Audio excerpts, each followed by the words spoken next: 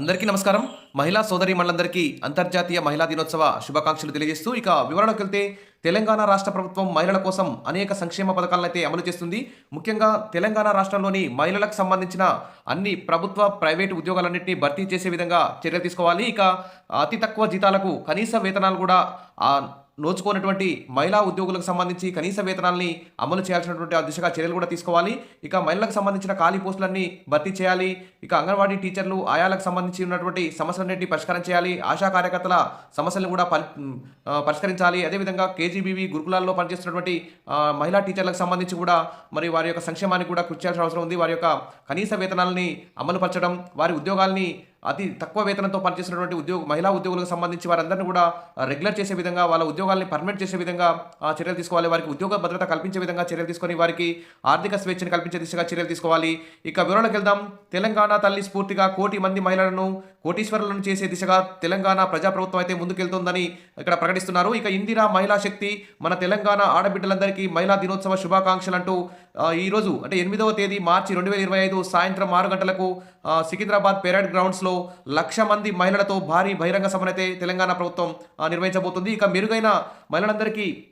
మెరుగైన జీవన ప్రమాణాలు అందించడం, వ్యాపారవేత్తలుగా మహిళలను తీర్చిదిద్దడం, స్వయం ఉపాధి పొందే విధంగా మహిళలను రూపొందించడం, ఇక అవకాశాలలో మహిళలందరికీ అందలం దక్కేలా చూడడం, మహిళలందరికీ ఆర్థిక స్వేచ్ఛ కల్పించడమే లక్ష్యంగా ఈ ఇందిరా మహిళా శక్తి సభనైతే తెలంగాణ ప్రభుత్వం అయితే ప్రారంభిస్తుంది. దానికి సంబంధించి అనేక సంక్షేమ పథకాలను కూడా అమలు చేయాలని ప్రభుత్వం అయితే ముందుకొస్తుంది. ఇక ఆర్థిక శక్తిగా మహాలక్ష్మి, కోటి మంది మహిళలకు 1,00,000 కోట్ల రుణం, సంఘటితం, సంస్థాగతం, సాధికారిత లక్ష్యం, ఒకే గొడుగు కిందకి గ్రామీణ పట్టణ సంఘాలు, కొత్తగా కిషోర బాలికలు, వృద్ధులతో కూడా గ్రూపుల ఏర్పాటు, ఇందిరమ్మ మహిళా శక్తి మిషన్ 2025 విధానం నేడు మహిళా శక్తి సభలో ప్రారంభించనున్న సీఎం. ఇక్కడ సికింద్రాబాద్ పెరేడ్ గ్రౌండ్లో మహిళా దినోత్సవ సభ ఏర్పాట్లను పరిశీలిస్తున్న మంత్రి సీతక్క ఇక్కడ కనిపిస్తున్న దృశ్యం. ఇక తెలంగాణలో ఈ రాష్ట్ర ప్రభుత్వం రూపొందించిన ఇందిరా మహిళా శక్తి మిషన్ 2025 పథకాన్ని శనివారం అంతర్జాతీయ మహిళా దినోత్సవ సందర్భంగా ఆవిష్కరించబోతున్నారు. ఇక గురువారం జరిగిన రాష్ట్ర కేబినెట్ ఈ పథకాన్ని అయితే ఆమోదించింది. ఇక్కడ గ్రామీణ పట్టణ మహిళలను, యువతులను, వృద్ధులను, మహిళలను ఒకే గొడుగు కిందకు చేర్చి ఆర్థిక స్వాతంత్రం, నైపుణ్యాభివృద్ధి శిక్షణ ద్వారా వారిని శక్తివంతం చేయడమే ఈ పథకం యొక్క లక్ష్యం. ఇది మహిళా శక్తినామ సంవత్సరం. మహిళల కోసం వినూత్న పథకాలు చేపట్టిన ప్రభుత్వం. పెట్రోల్ బంకులు, బస్సులు, దుకాణాలు ఇప్పటికే ప్రారంభం.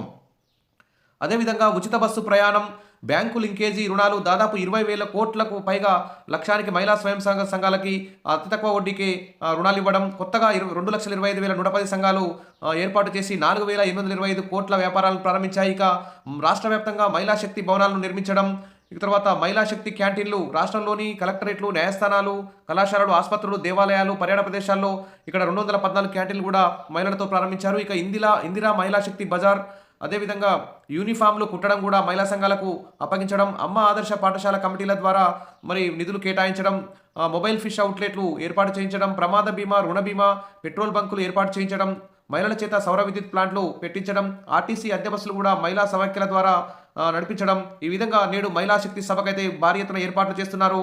ఇందిరమ్మ మహిళా శక్తి మిషన్ 2025 కింద అనేక సంక్షేమ పథకాలను మహిళల కోసం ప్రారంభించనున్న సీఎం రేవంత్ సాయంత్రం 6 గంటలకు. దీనికి 1,00,000 మంది వరకు మహిళలను సమీకరించేందుకు సన్నాహాలు అయితే చేశారు. ఇక ఇందిరా మహిళా శక్తి మిషన్ 2025ని ముఖ్యమంత్రి రేవంత్ రెడ్డి విడుదల చేయనున్నారు. ఉప ముఖ్యమంత్రి బట్టి విక్రమార్క, స్త్రీ శిశు సంక్షేమ శాఖ మంత్రి సీతక్క, రవాణా శాఖ మంత్రి పొన్నం ప్రభాకర్ తదితరులు అయితే పాల్గొన్నారు.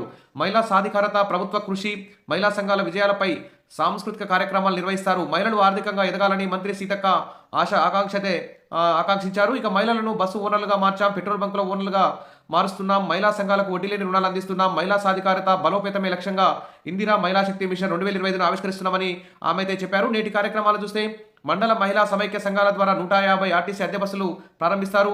31 జిల్లా సమైక్యల ఆధ్వర్యంలో 31 పెట్రోల్ బంకులు ప్రారంభిస్తారు. ఇక మహిళా సంఘాల సభ్యులకు రుణ బీమా, ప్రమాద బీమా చెక్కులు అందిస్తారు. మహిళా సంఘాలకు రుణ సదుపాయాన్ని కల్పిస్తారు. జిల్లా మహిళా సమైక్యల సభ్యులకు యూనిఫామ్ చీరలు పంపిణీ చేస్తారు. ఈ సందర్భంగా మహిళా సంఘాలు ఏర్పాటు చేసిన స్టాళ్లను సీఎం, మంత్రులు సందర్శిస్తారు.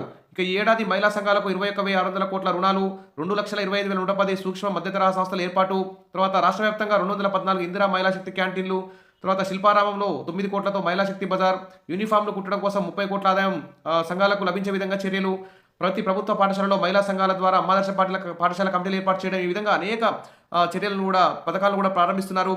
ప్రస్తుతానికైతే అంగన్వాడీ టీచర్లు, ఆయాలు, తర్వాత ఆశా కార్యకర్తలు, ఇంకా కాంట్రాక్ట్, అవుట్సోర్సింగ్, గురుకులాలు, కేజీబీలో పనిచేస్తున్న మహిళా టీచర్లకు అందరికీ కూడా వారందరికీ కూడా మరి అన్ని ఇతర ప్రభుత్వ మహిళా ఉద్యోగులకు ఏ విధమైన సౌకర్యాలు ఉంటాయో వీరందరికీ కూడా అదే విధంగా సౌకర్యాలు కల్పించాలి. వారి యొక్క ఆర్థిక సమస్యలను కూడా పరిష్కరించాలి. వారి కనీస వేతనాలను అమలు చేయాలి. అంగన్వాడీ టీచర్లు, ఆయాలకు, ఆశాలకు సంబంధించి ఏపీ ప్రభుత్వం అమలు చేస్తున్న గ్రాట్యుటీ కూడా తెలంగాణలో కూడా అమలు చేయాలి. కనీస వేతనం కూడా 26,000కు పెంచాలి. అప్పుడే మహిళలకు ఆర్థిక భద్రత, ఆర్థిక స్వేచ్ఛ అనేది కలుగుతుంది. మరి మహిళల శ్రమదోపిడీకి ఇక్కడ ఇక్కడ ఈ మహిళా దినోత్సవం సందర్భంగా ఫుల్ స్టాప్ పెట్టాల్సిన అవసరం ప్రభుత్వం మీద ఉంది. అప్పుడే మరి మహిళలందరూ ఆర్థిక శక్తిగా, మహాలక్ష్మిగా ఎదిగి మన మహిళలు మంచిగా ఆరోగ్యంగా, విద్యావంతులుగా, ఆర్థికంగా మంచిగా బలపడితే మన భారతదేశం, ఆంధ్రప్రదేశ్, తెలంగాణ అన్నీ కూడా రాష్ట్రాలన్నీ సుభిక్షంగా ఉండే అవకాశం ఉంది. కాబట్టి మహిళల అభ్యున్నతికి, మహిళల ఆర్థిక స్వేచ్ఛకు సంబంధించి ఇంకా ప్రభుత్వం ఇంకా కొంచెం అధిక నిధులు బడ్జెట్లో కేటాయించాల్సిన అవసరం ఉంది. Wish all the best. మరిన్ని అప్డేట్స్ కోసం రెడీగా ఉండండి. ఈరోజు సాయంత్రం 6 గంటలకు మహిళలకు సంబంధించి వివిధ పథకాలకు సంబంధించి కూడా అప్డేట్ రాగా అందిస్తే తప్పకుండా సబ్స్క్రైబ్ చేసుకోండి. వీడియోస్ అయితే లైక్ చేస్తూ ఉండండి. Thank you.